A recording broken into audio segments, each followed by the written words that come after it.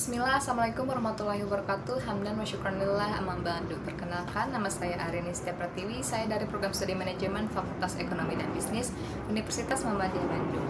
Kami di sini akan mempresentasikan mengenai isu-isu kebangsaan membangun masyarakat dengan ilmu, di mana ini merupakan bagian dari tugas mata kuliah studi Islam dengan dosen pengampu Bapak Dr. Syahril Ahmad MA. Saya di sini sebagai moderator yang akan membimbing jalannya diskusi ini. Saya tidak sendiri, saya ditemani rekan kelompok saya diantaranya Fadlan Abdul Mugni, Miftah Fadl Al-Rashid, dan Sri Pujastari. Baik, materi pertama akan disampaikan oleh saya sendiri mengenai gambaran Islam secara umum dan terkait ilmu. Islam merupakan agama sempurna yang mencakup segala aspek kehidupan. Islam juga kaya akan ilmu pengetahuan termasuk mempelajari ilmu studi Islam yang berperan penting dalam kehidupan sehari-hari. Ilmu studi Islam juga mempelajari membangun masyarakat ilmu yang berpengaruh pada kehidupan masyarakat itu sendiri. Maka dari itu, membangun masyarakat ilmu ini perlu dikaji secara menyeluruh, sehingga masalah-masalah sosial yang ada pada masyarakat itu dapat diketahui sebab terjadinya. Pada dasarnya, kecenderungan masyarakat itu sendiri pastinya tidak akan lepas dengan yang namanya buta ilmu. Apalagi setiap individu, kelompok, organisasi, lembaga-lembaga, dan negara yang diselimuti banyak ketidakseimbangan, jelas-jelas akan menimbulkan ketimpangan dalam pendidikan di dalam masyarakat. Jika permasalahan-permasalahan itu tidak dapat diselesaikan, maka kita sebagai generasi emas yang akan melanjutkan perjuangan serta penerus harus membangun masyarakat ilmu ini secara merata. Muhammadiyah juga salah satu ormas Islam terbesar yang peduli akan kemajuan umat dengan cara membangun masyarakat ilmu, sehingga masyarakat paham dan jauh dengan kesesatan. Serta Muhammadiyah itu sendiri berasaskan Islam dan juga sebagai pembaharu yang dimana memberantas kesesatan. Peran Muhammadiyah dalam membangun masyarakat ilmu sangatlah tinggi serta paham akan perbedaan kultur yang ada di masyarakat kita. Agama Islam mengajarkan bahwa dalam perbedaan tersebutlah kita harus mempunyai sikap toleransi di dalam diri setiap umat Islam itu sendiri. Namun yang diperbolehkan untuk ditoleransi hanya urusan yang tidak menjurus pada akidah dan ibadah saja. Akan tetapi jika masalah urusan akidah dan ibadah, maka tidak akan ada yang namanya toleransi, karena agama Islam mempunyai nilai dan normanya tersendiri. Dengan demikian, jika dilihat dari kehidupan masyarakat, banyak masalah tentang ketimpangan membangun masyarakat ilmu atau ketidakseimbangan di kehidupan masyarakat. Maka dari itu, langsung saja ke pemateri selanjutnya yang akan dijelaskan oleh Miftah Farid Al-Rashid. Kepadanya dipersilahkan. Perkenalkan, nama saya Miftah Farid Al-Rashid. Saya akan melanjutkan bab 2 landasan teori. Secara umum, masyarakat berasal dari bahasa Inggris dengan istilah society dan juga yang berasal dari kata Latin yaitu socius, berarti kawan. Istilah masyarakat sendiri berasal dari akar kata bahasa Arab yaitu syaraka yang berarti ikut serta berpartisipasi. Selanjutnya terdapat beberapa pakar yang mengartikan masyarakat sebagai berikut. Menurut Clinton, bahwa masyarakat adalah setiap kelompok manusia yang hidup bersama dan bekerja sama mengorganisasikan dirinya sebagai satu kesatuan sosial dengan batas-batas tertentu. Dan menurut M.Z. Hershkovits, masyarakat adalah kelompok individu yang terorganisasi dengan mengikuti pola hidup tertentu. Menurut J.L. Grillin dan J.P. Gillin mengatakan bahwa masyarakat adalah kelompok manusia dan mempunyai kebiasaan, tradisi, sikap, dan perasaan yang sama dengan motivasi kesatuan. Menurut S.R. Centermatt mengatakan bahwa masyarakat adalah kelompok manusia yang terbesar dengan meliputi pengelompokan manusia yang lebih kecil yang mempunyai hubungan erat dan teratur. Menurut Max Weber mengatakan bahwa masyarakat adalah satu sistem cara kerja dan prosedur dari otoritas dan saling membantu meliputi kelompok dan pembagian sosial lain. Sistem pengawasan tingkah laku manusia dan kebebasan, sistem kompleks yang selalu berubah-ubah. Jadi masyarakat timbul dari kumpulan individu yang telah lama hidup dan bekerja sama dalam waktu yang cukup lama. Kelompok manusia yang belum terorganisasi mengalami proses fundamental, yaitu adaptasi dan organisasi tingkah laku dari para anggota yang timbulnya secara lambat. Tipe-tipe masyarakat, yaitu yang pertama ada masyarakat sederhana atau bersahaja. Secara umum masyarakat sederhana adalah masyarakat yang mengalami perkembangan lambat dibandingkan dengan masyarakat lainnya. Terdapat ciri-ciri masyarakat sederhana sebagai berikut. 1. Hubungan dalam keluarga ataupun masyarakat sangat erat. 2. Organisasi sosial didasarkan pada adat istiadat yang terbentuk tradisi secara turun-menurun. Yang ketiga, percaya adanya kekuatan gaib yang mempengaruhi kehidupan mereka. tetapi mereka tidak sanggup menghadapi kekuatan tersebut. Yang keempat, tidak ada lembaga khusus yang mengatur bidang pendidikan dalam masyarakat, tetapi keterampilan yang mereka miliki diperoleh melalui pendidikan luar sekolah dari keluarga ataupun masyarakat sendiri secara perlahan-lahan. Dilakukan turun-menurun dengan praktik langsung. Yang kelima, tingkat buta huruf tinggi karena tidak ada pendidikan sekolah yang masuk dalam kehidupan mereka. Yang keenam, hukum yang berlaku di masyarakat dapat dipahami dan dimengerti oleh anggotanya yang sudah dewasa. Adapun masyarakat madya atau disebut masyarakat yang mengalami perkembangan dibandingkan dengan masyarakat sederhana. Adapun ciri-ciri masyarakat tersebut yaitu hubungan dengan keluarga tetap kuat, tetapi hubungan antara anggota masyarakat mulai mengendur dan mulai didasarkan pada kepentingan untuk memenuhi untung rugi atas dasar kepentingan ekonomi.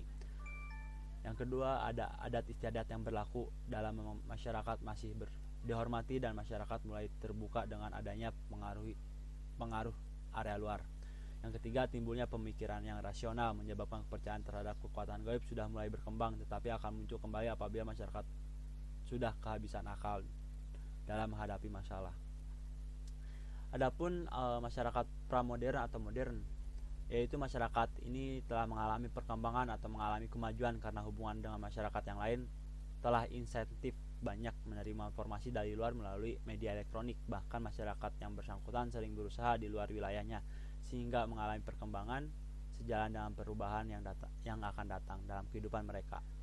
Masyarakat pramodern atau modern itu mempunyai ciri-ciri sebagai berikut. 1. Hubungan antar masyarakat didasarkan pada kepentingan pribadi dan kebutuhan individu. Yang kedua, hubungan antar masyarakat dilakukan secara terbuka dalam suasana saling mempengaruhi kecuali dalam menjaga rahasia hasil penemuan baru.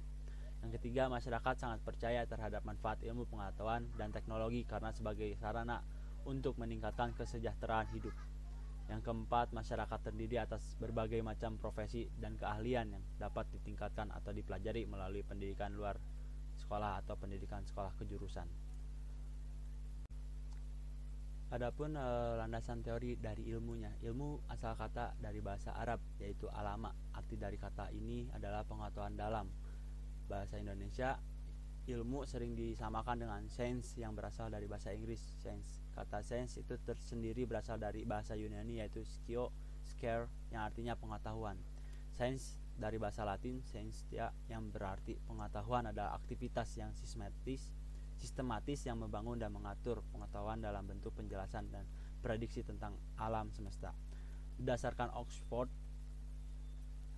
Dictionary, ilmu didefinisikan sebagai aktivitas intelektual dan praktis yang meliputi segala aspek studi sistematis tentang struktur dan perilaku dari dunia fisik dan alam melalui pengamatan dan percobaan. Dalam Kamus Bahasa Indonesia, ilmu didefinisikan sebagai pengetahuan tentang suatu bidang yang disusun secara bersistem menurut metode tertentu yang dapat digunakan untuk menerangkan gejala tertentu. Di bidang pengetahuan, pengertian ilmu pengetahuan adalah sebuah sarana atau definisi tentang alam semesta yang diterjemahkan ke dalam bahasa yang bisa dimengerti oleh manusia sebagai usaha untuk mengetahui dan mengingat tentang suatu. Dalam kata lain, dapat kita ketahui didefinisikan arti ilmu yaitu suatu yang didapat dari kegiatan membaca dan memahami benda-benda maupun peristiwa. Adapun beberapa definisi ilmu menurut para ahli. Yang pertama dari Muhammad Hatta. Muhammad Hatta mendefinisikan ilmu adalah pengetahuan yang teratur tentang pekerjaan hukum kausal dalam suatu golongan masalah yang sama tabiatnya maupun itu merupakan kedudukan tampak dari luar maupun menurut bangunannya dari dalam. Menurut Laplace dan Ernest van der Haag mengatakan ilmu adalah yang empiris, rasional, umum, dan sistematik, dan keempatnya serentak. Menurut Karl Persson mengatakan ilmu adalah lukisan atau keterangan yang komprehensif dan konsisten tentang fakta pengalaman dengan istilah yang sederhana. Menurut Ashley Montagu menyimpulkan bahwa ilmu adalah pengetahuan yang disusun dalam satu sistem yang berasal dari pengamatan, studi, dan percobaan untuk menentukan hakikat prinsip tentang hal yang sedang dikaji. Menurut Harshojo menerangkan bahwa ilmu merupakan akumulasi pengetahuan yang disistematikan dalam suatu pendekatan terhadap seluruh dunia empiris, yaitu dunia yang terikat oleh faktor ruang dan waktu, dunia yang pada prinsipnya dapat diamati oleh panca indera manusia. Lebih lanjut, ilmu didefinisikan sebagai satu cara menganalisis yang mengizinkan kepada ahli-ahlinya untuk menyatakan suatu proposisi dalam bentuk kata. Menurut Afanasyev, menyatakan ilmu adalah manusia tentang alam, masyarakat, dan pikiran. Ia mencerminkan alam dan konsep-konsepnya, kategori dan hukum-hukum yang ketetapannya dan kebenarannya diuji dengan pengalaman praktis. Dari beberapa definisi ilmu yang dijelaskan para ahli, dapat disimpulkan bahwa ilmu merupakan pengetahuan yang rasional, sistematik, komprehensif, konsisten, dan bersifat umum tentang fakta dan pengamatan yang telah dilakukan. Dan berdasarkan definisi di atas terlihat jelas ada hal prinsip yang berbeda antara ilmu dengan pengetahuan. Pengetahuan adalah keseluruhan ilmu pengetahuan yang belum tersusun, baik mengenai metafisik maupun fisik. Dapat juga dikatakan pengetahuan adalah informasi yang ada berupa common sense tanpa memiliki metode dan mekanisme tertentu. Terima kasih kepada Miftah Farid Al-Rashid atas pemaparan materi yang disampaikannya. Berikut materi yang akan disampaikan oleh Fadlan Abdul Mughni. Kepadanya kami persilahkan. Ya, perkenalkan, nama saya Fadlan Abdul Mughni yang akan membahas bab 3 analisis mengenai bagaimana membangun masyarakat ilmu dan juga bagaimana dampak membangun masyarakat ilmu. Nah, membangun masyarakat ilmu di era modern ataupun maju ini, tentunya masyarakat yang berilmu pengetahuan adalah suatu penyokong utama ataupun pemeran utama kepada usaha memantapkan diri dan membangun bangsa yang cerdas, baik itu di ilmu agama, politik, budaya, ataupun ekonomi. Nah, dengan membangun masyarakat ilmu, masyarakat akan terbantu akan hal ini karena memang masyarakat yang tadinya mindsetnya tidak menerima akan perubahan menjadi menerima. Yang tadinya mindsetnya stagnan di situ akan berkembang dan berprogres ke depannya. Maka dari itu membangun masyarakat ilmu ini sangatlah penting demi kelangsungan tatanan masyarakat yang baik. Ketika mempunyai ilmu pengetahuan di masyarakat itu sendiri, maka ketika ada masalah ataupun problem-problem yang ada di masyarakat, maka akan terpecahkan karena memang sudah mempunyai ilmu pengetahuan, sudah terrealisasikan pembangunan masyarakat ilmu ini. Dengan adanya ilmu pengetahuan, problem yang ada itu pasti akan ada yang namanya solusi. Nah, ini perlu dibangun oleh kita semua demi kelangsungannya masyarakat, tatanan masyarakat yang memang menjadi progres, menjadi lebih baik ke depannya, menjadi hal yang memang perlu kita realisasikan akan hal yang positif ini. Dalam membangun masyarakat ilmu ini perlu kita pendekatan dengan masyarakat itu sendiri karena memang di masyarakat pasti banyak kultur-kultur yang berbeda. Makanya kita harus melibatkan elemen-elemen penting dalam masyarakat itu sendiri. Yang pertama ada pemerintah, yang kedua tokoh masyarakat dan budaya, yang ketiga ada tokoh agama. Nah, agar lebih mudah dalam membangun masyarakat ilmu, maka kita perlu berkolaborasi, bekerja sama dengan ketiga elemen penting ini. Yang pertama ada pemerintah, yang memang pemerintah ini adalah suatu pemberi kebijakan yang ada di masyarakat secara general ataupun umum. Maka dari itu perlu kita kolaborasi dengan pemerintah karena pemerintah ini sudah diyakini aturannya oleh masyarakat karena memang pemerintah adalah suatu pemangku kekuasaan yang mempunyai kuasa dalam masyarakat, yang mempunyai aturan kebijakan yang memang sudah diyakini dan dipercayai oleh masyarakat itu sendiri. Makanya pemerintah adalah suatu hal elemen penting bagi kita untuk pendekatan kepada masyarakat. Yang selanjutnya ada tokoh agama, tokoh masyarakat dan budaya. Nah, tokoh masyarakat budaya ini yang akan mengarahkan serta membantu kita dalam membangun masyarakat ilmu di dalam budaya yang telah ada di masyarakat itu sendiri. Karena memang di masyarakat ataupun di suatu wilayah itu pasti akan berbeda-beda budaya, adat istiadatnya itu sendiri.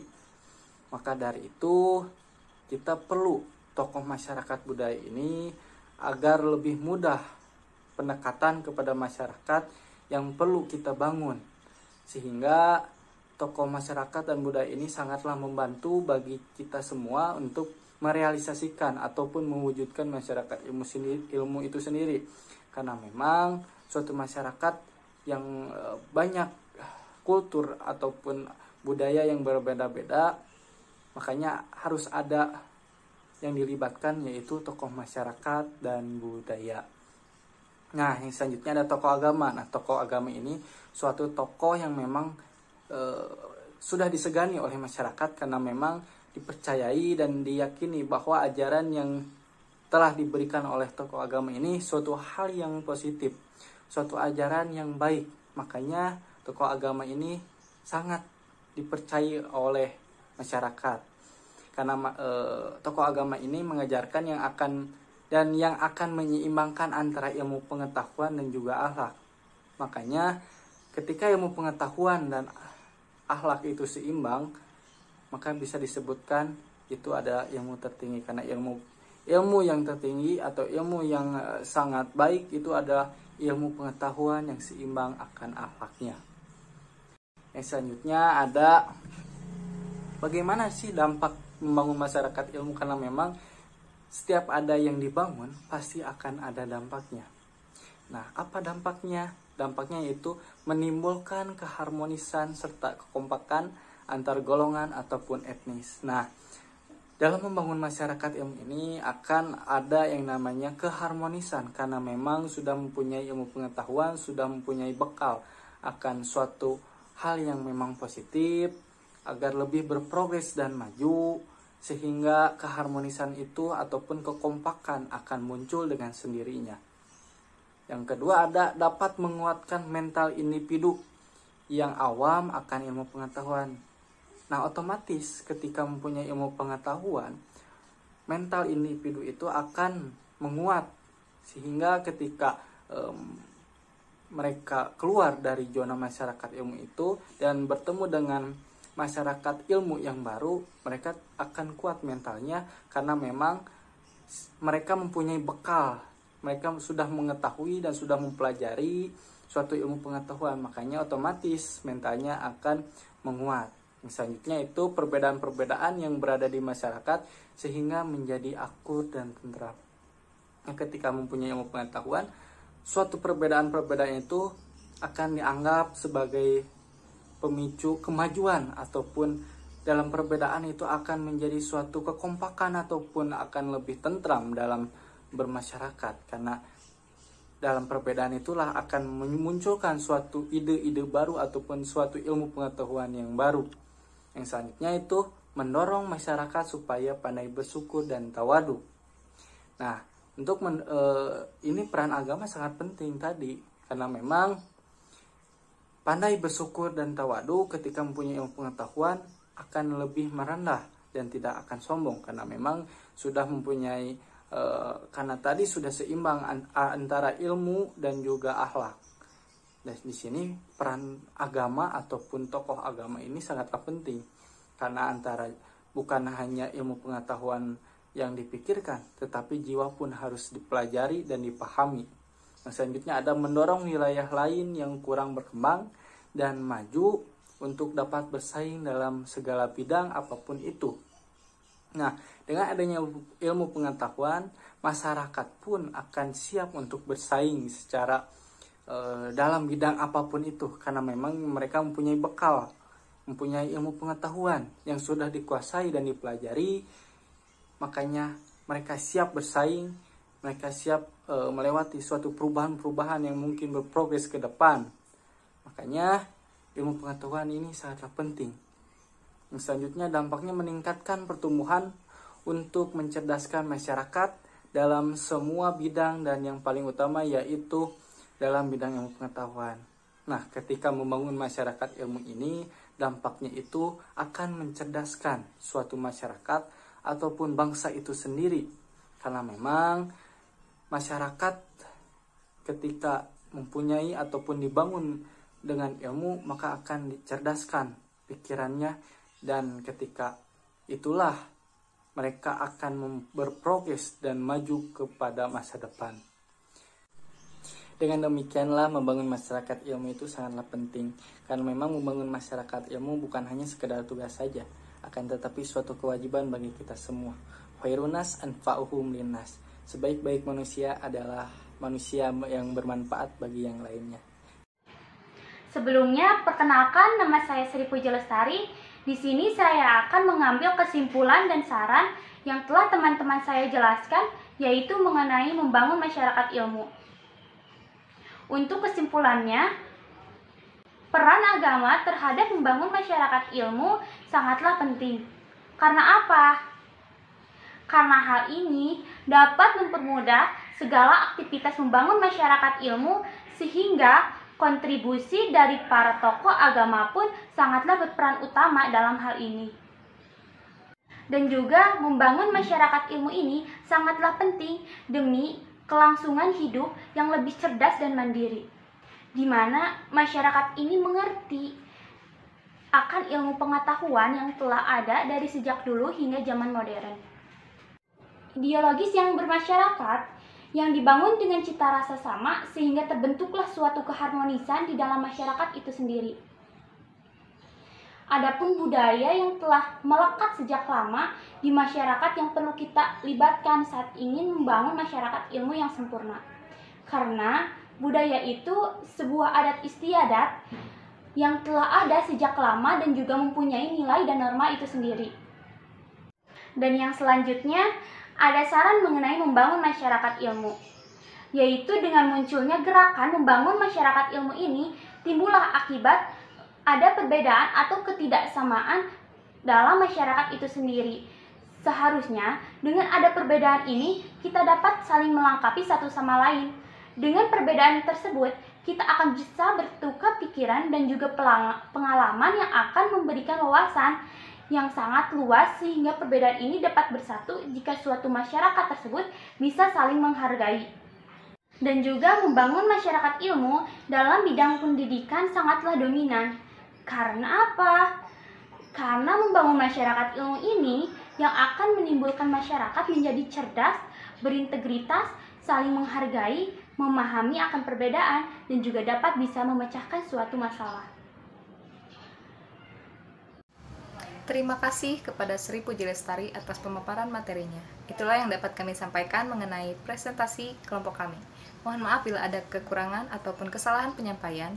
Wabillahi taufiq wal hidayah. Wassalamualaikum warahmatullahi wabarakatuh.